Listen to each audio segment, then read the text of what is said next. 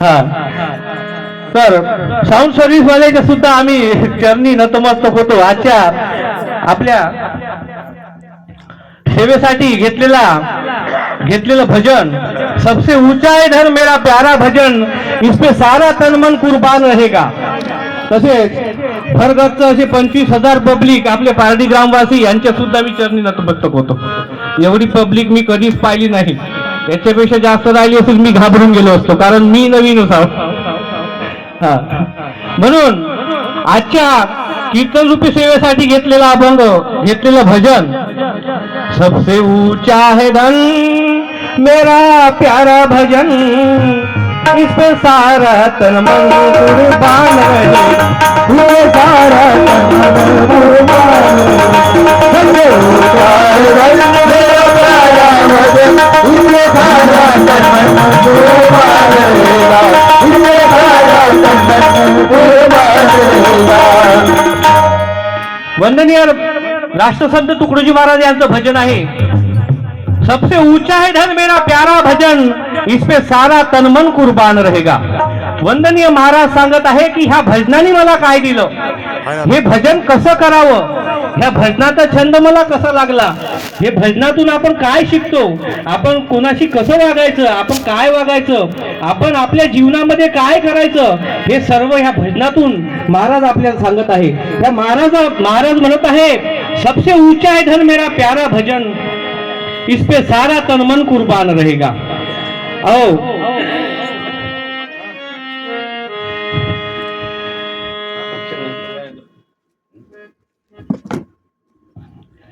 समोर महाराज म्हणत आहे इसने ही मुझको जीना सिखाया, जंगल पहाड़ों में ईश्वर रिझाया.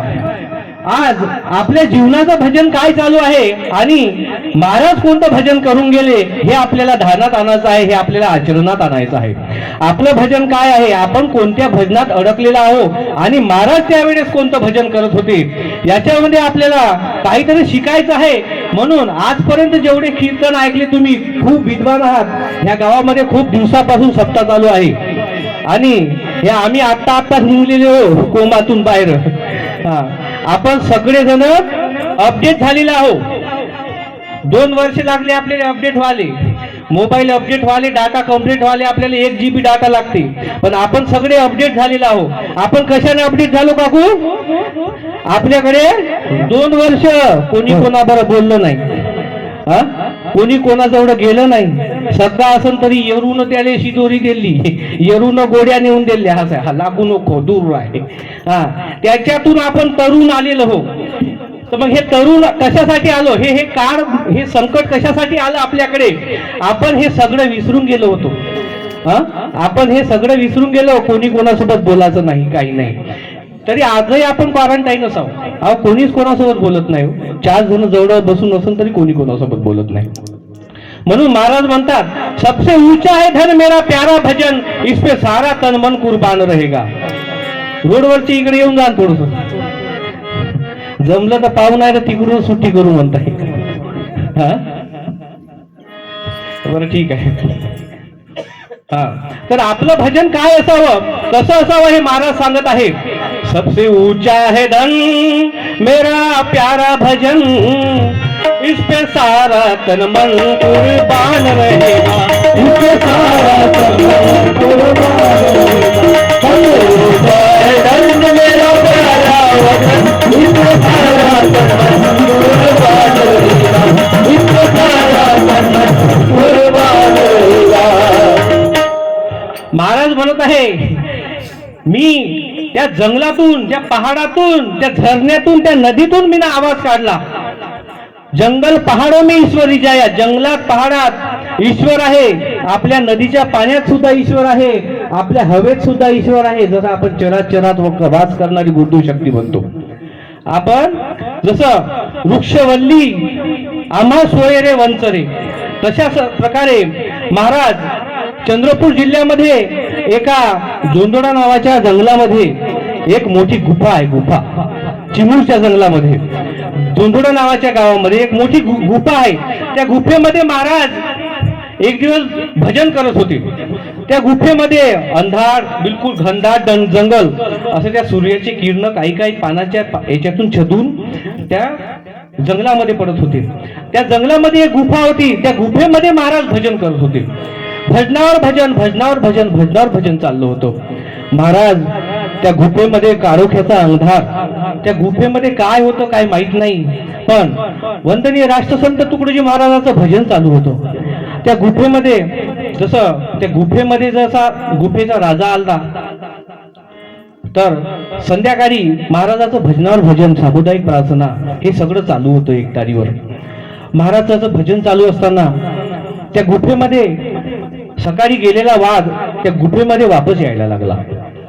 वाघ वापस येत आहे, पण महाराजाचं बिलकुल तल्लीन होऊन, इससे मेरा जीवन बना है और जंगल पहाड़ों में ईश्वर रजा है, तन मन से गाऊंगा तेरा भजन, सबसे ऊंचा उठा दे मेरा प्यारा वदन, असं म्हणत तुकडोजी महाराज खूप छान असं भजनावर भजन, भजनावर भजनामध्ये तल्लीन होऊन गेले.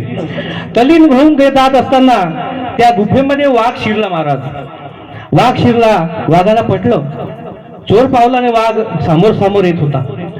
वाघ समोर समोर येत असताना वाघाला चाहूल लागली.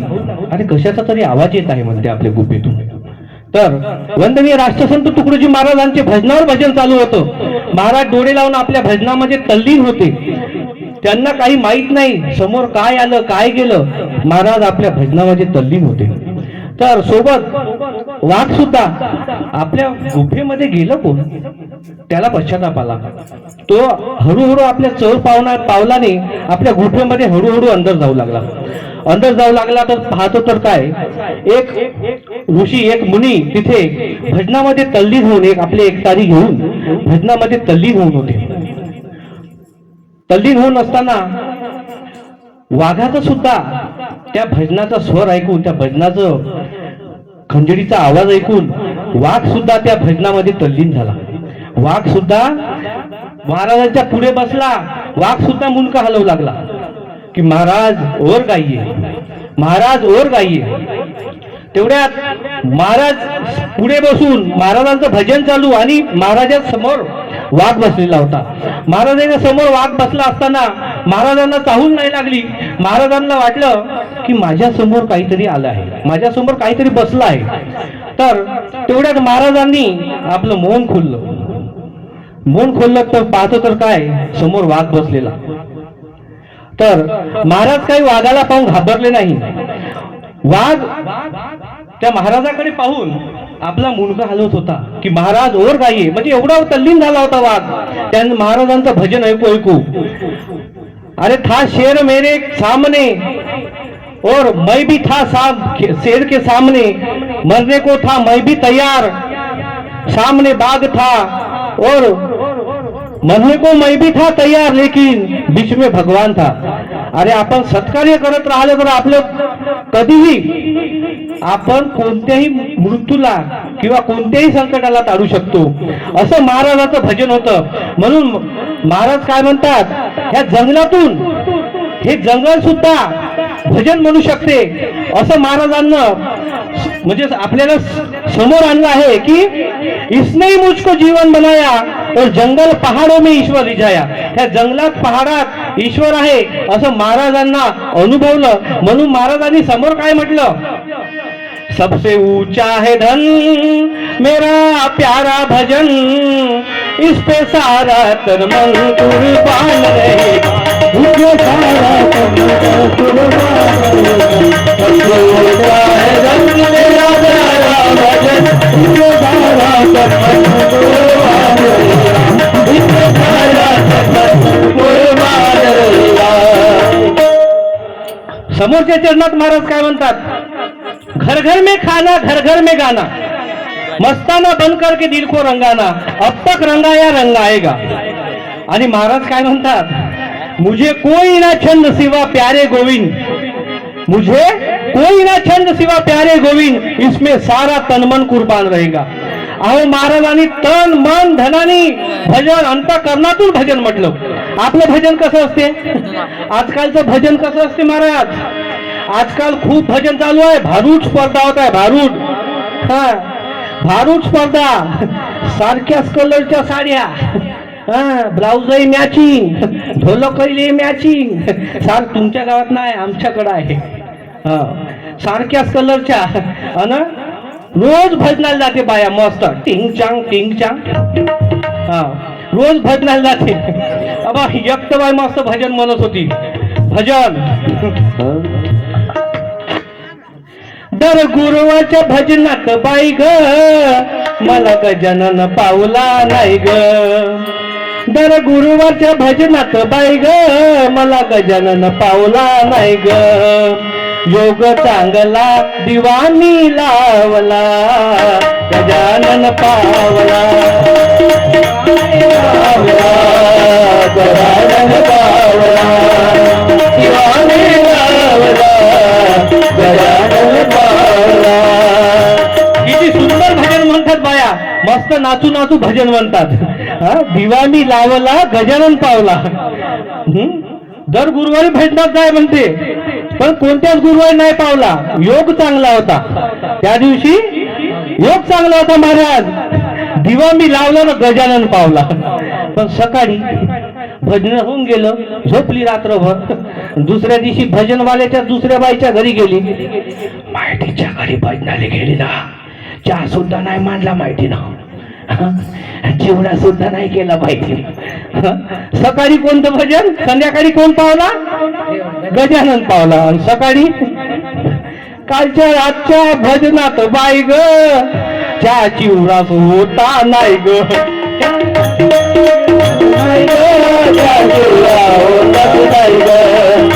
योग चांगला गजानन पावला गजानन पावला गजानन पावला. रात्रीच कोण पावला होता, गजानन. आणि हे असं भजन कोण्या कामाचं काकू? आपण भजन कशासाठी केलं पाहिजे? भजन आपण का बरं केलं पाहिजे? आणि हे भजनच म्हणल्यानं नाही होत.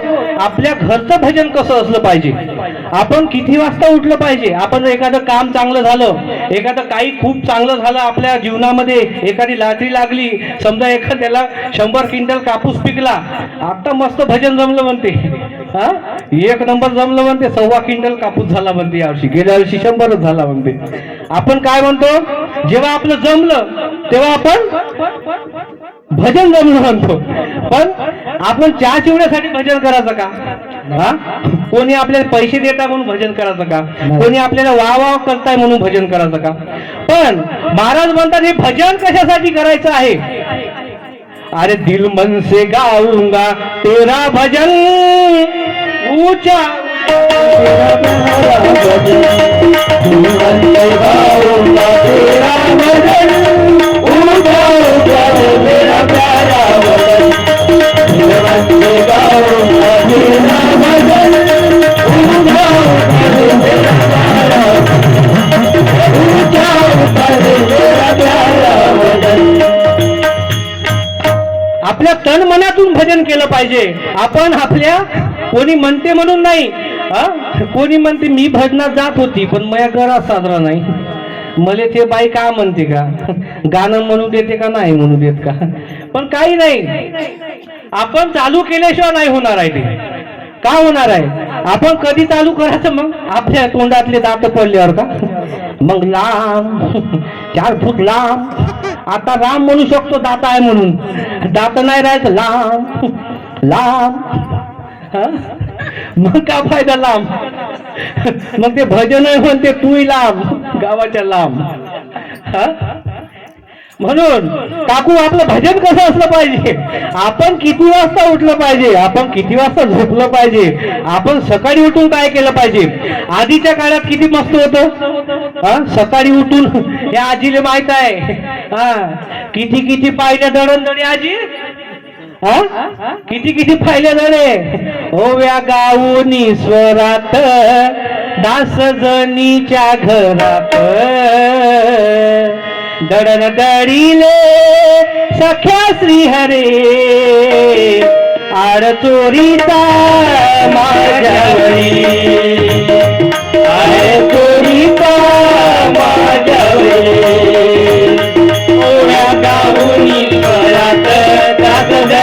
विद्यालयात सखा श्री हरी जय सखा श्री हरी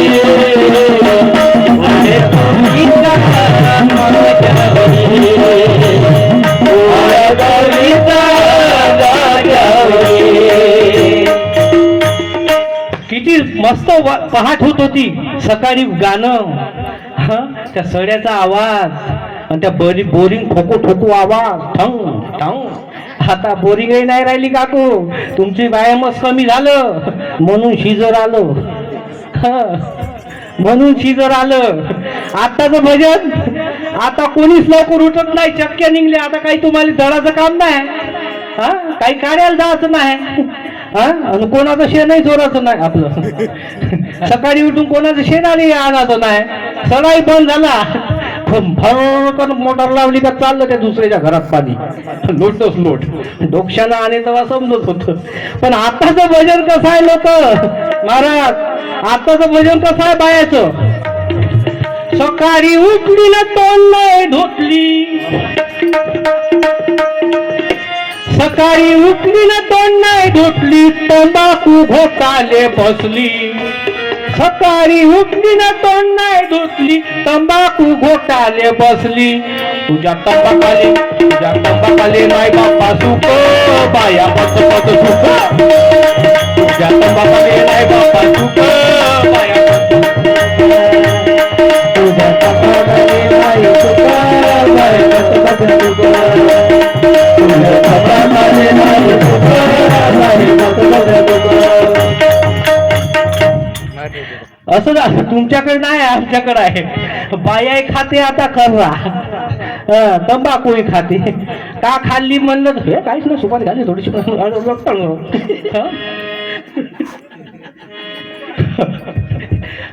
तर आपलं भजन कसं असलं पाहिजे. आधीच्या काळात भजन कसं होतं, दडन दडीले सख्या श्रीहरी. अरे श्रीहरीले बोलवे, सकाळी वासुदेव ये आपल्या घरी, असं म्हणे का तुमच्याकडं, असंच म्हणे का काही म्हणे.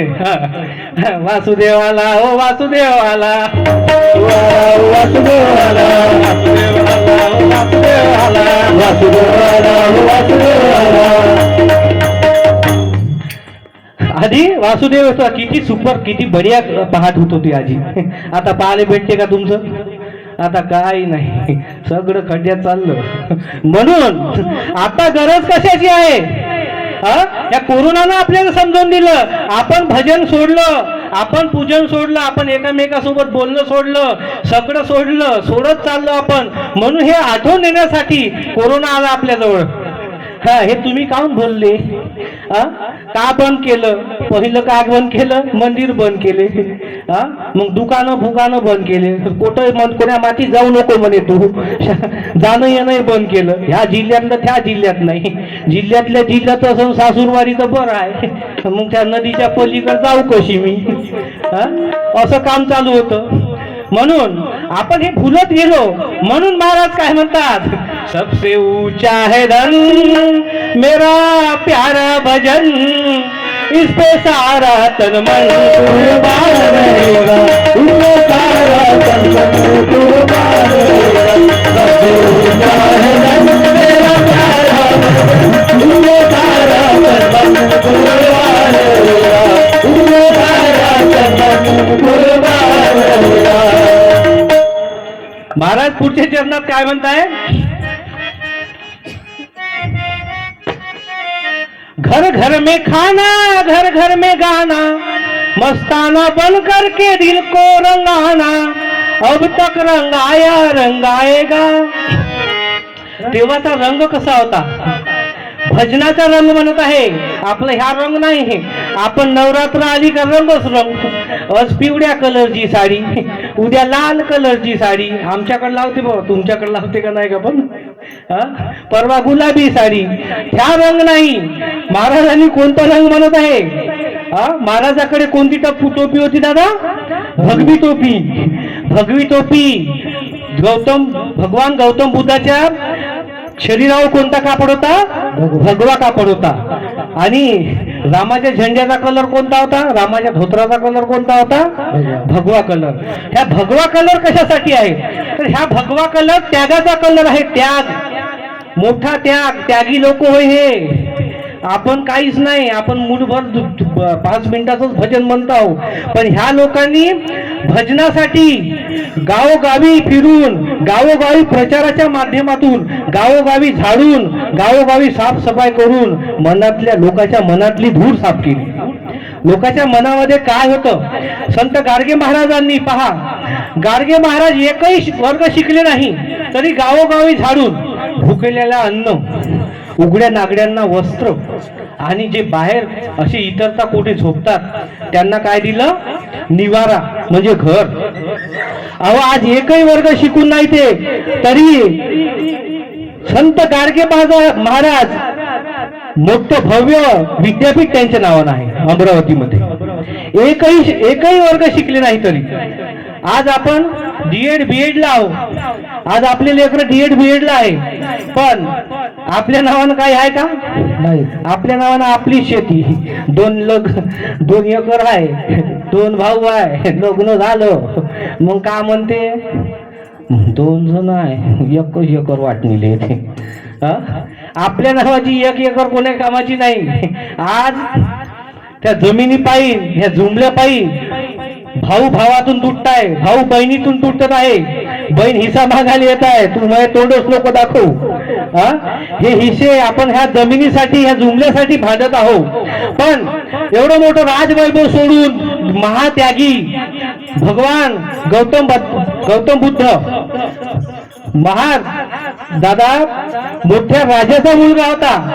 ते राजवैभव, त्याला त्याच्या वडिलांनी सांगितलं की तू घराच्या बाहेर निघायचं नाही, घराच्या बाहेर निघायचं नाही, तुला बाहेर जायचं नाही, तुला सगळंच इथं मिळत आहे. त्याला एक मास्टर लावून दिला, एक गुरु लावून दिला त्याला घरी शिकण्यासाठी. पण गौतम बुद्धांना पाहायचं होतं की बाहेरची दुनिया कशी आहे, मला बाहेरची दुनिया पाहायची आहे. तर भगवान गौतम बुद्ध जेव्हा बाहेर गेले तेव्हा त्यांना एक कोट झालेला माणूस दिसला. अरे, ही दुनिया कशी आहे? आपण तर राजमहालात राहिलेलो माणूस आहोत, पण ही दुनिया कशी आहे ही त्यांना पाहायचं होतं. तर महाराज एका रातून हे दुनिया पाहण्यासाठी मौन ध्यान आपलं ह्या दुनियेमध्ये काय चालू आहे हे पाहण्यासाठी त्यांनी एवढ्या मोठ्या राजवैभवाचा त्याग केला. आणि आपण आज ह्या हिंदूचा रंग, ह्या मुस्लिमचा रंग म्हणून आपण यात वाद चालू आहे, हिंदू आणि मुस्लिम. त्याच्यावर महाराजांनी काय म्हटलं आहे?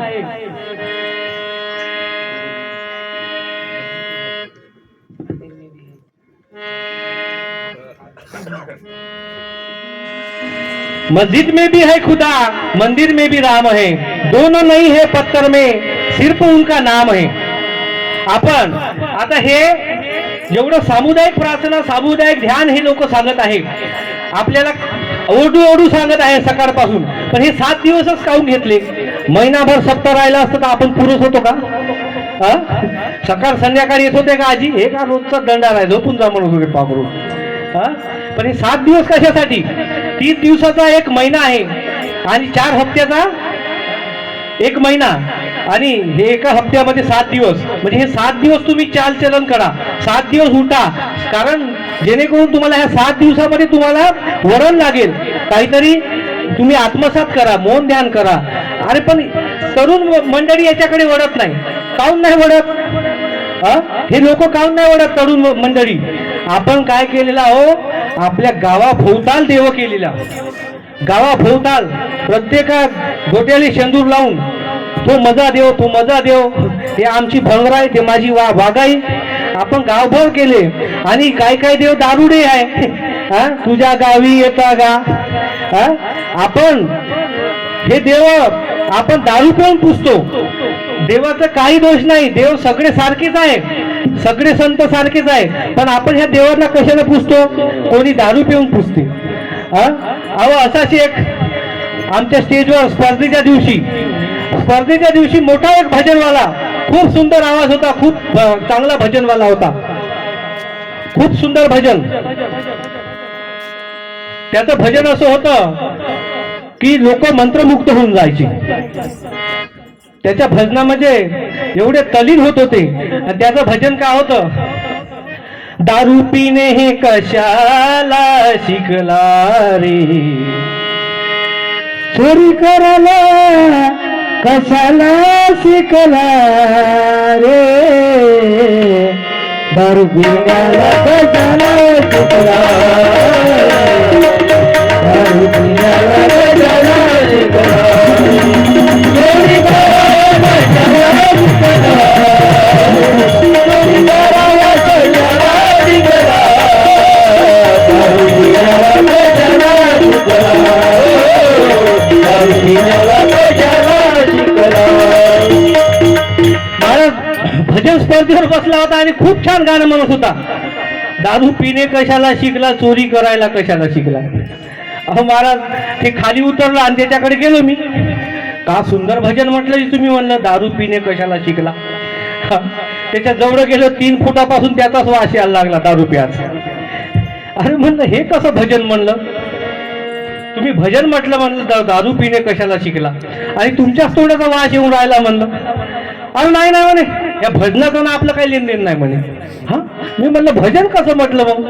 नाही म्हणे आमचं लेनदेन नाही, पण म्हणे हे आमच्या भजनाच्या अध्यक्षांना सांगलं म्हणे तू असं असं हात करून मस्त भजन म्हणजो ना, आपल्याला मस्त गुण भेटते आणि आपलं भजन पहिल्या नंबरवर येते. हा दादा ह्या भजनाने काही फायदा आहे का?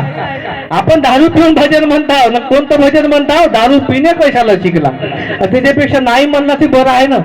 म्हणून महाराज काय म्हणतात, सबसे ऊंचा है धन मेरा प्यारा भजन, इस पे सारा तन मन कुर्बान रहेगा. अरे तनातून मनातून आपल्या वागण्यातून आपण कसं आहो, आपण काय वागत आहोत, लोकांशी काय वागत आहोत, कसं वागत आहोत, त्यातून आपली लोक आपले नाव ठेवते. तुम्ही एखाद्या काकू एखाद्या निंदक बाई सोबत राहा, ती दुसऱ्याची चाळीस करत राहते, तर आपल्यालाही लोक तसंच समजणार आहे. तुम्ही भाऊ एखाद्या पिजाड्या सोबत राहा, एखाद्या पिजाड्या सोबत जाणं येणं ठेवा, त्याच्यासोबत संबंध ठेवा, लोक तुम्हाला काय म्हणणार आहे, तुम्ही पिजाडच आहे. एखाद्या मटकीवाल्यासोबत तुम्ही जाणं येणं करा, त्याला मटका लावू लागा, आकडे सांगू लागा, लोक काय म्हणणार आहे, तुम्ही तसेच आहे. अरे पण हेच लोक आपल्याला दाखवून देते की देव माझ्या किती जवळचा आहे. देव माझ्या किती जवळचा आहे. खूप सूटबुटीत राहते. जसं काय खूप मागणारा, खूप डोक्याले भगवी टोपी, मोठाच्या टिडा, अंगात गुण काहीच नाही. म्हणून महाराज काय म्हणताय, शुद्ध नाही तुझी भावना, देव कोठे आहे जागना, शुद्ध नाही तुझी भावना, देव कोठे आहे जागना, शुद्ध नाही तुझी भावना, देव कोठे आहे जागना, देव कोठे आहे जागना. आपली भावना शुद्ध नसेल तर आपल्याला भजन करून काही फायदा नाही. आपण एकामेकावर आपण स्नेहानं वागत नसेल, कोणाशी चांगल्या प्रेमानं बोलत नसेल, आज आपल्या घरामध्ये कोणी कोणासोबत बोलत नाही. आज कोरोनानं आपल्या मुलाबाळासाठी आपण कष्ट केले, काबाड कष्ट केले, तुमचे क्लास बंद झाले, शाळा बंद झाल्या, पण आपण प्रत्येकाच्या घरी आज 10-10 हजाराचे मोबाईल आहे. किती गरीब असेल तरी, कारण आमचा बापू ऑनलाईन शिकते, आमची बाई ऑनलाईन शिकते, पण आजही तुम्ही किती कष्ट करून त्या नोकरीच्या काळामध्ये तुम्ही मोबाईल घेऊन दिले पोरायले. पण आज तुमचं बबल्यानं बबली खरोखरच मोबाईलवर अभ्यास करते का माहित आहे का तुम्हाला? अरे पहिल्या दिवशी इंस्टाग्रामवर बबल्या बबलीला मेसेज करते, एक टिंब सेंड, वाट पाहिजे दुसऱ्या दिवशी, काऊन का रिप्ले नाही आला म्हणते. दुसऱ्या दिवशी मेसेज करते, 1-2 टिंब सेंड, दुसऱ्या दिवशी बबलीचा मेसेज नाही. तिसऱ्या दिवशी तसंच करते, तिसऱ्या दिवशी बबली थोडासा विचार करते, HM सेंड, हम म्हणून सेंड करते. चौथ्या दिवशी बबल्या म्हणते जमला आता. चौथ्या दिवशी बबल्या का सेंड करते, 1 टिंब, 4 टिंब, 3 टिंब सेंड. समझने वाले को इशारा काफी है. एक टिंब डॉट 4 टिंब डॉट 3 टिंब सेंड. दुसऱ्या दिवशी पेपरात बातमी येते, पोरीले फुसलावून पडून दिलं म्हणते. झालं बघाल तू मोबाईल उसको नुसतं व्हॉट्सअप आणि फेसबुक कुचको तुझ्यासारखं शिकलेलं तुझ्यासारखं शिकलेलं सांगतो बुधुळाने माझ्या पोरा तू देवपुनी तळवाडीला रे जवान माझ्या पोरा तू देवपुनी तळवाडीला रे जवान माझ्या पोरा तू देवपुनी. तर काकू, आपल्याला आपले मुलं काय करताय, आपली मुलगी काय करताय, आधी कसं होतं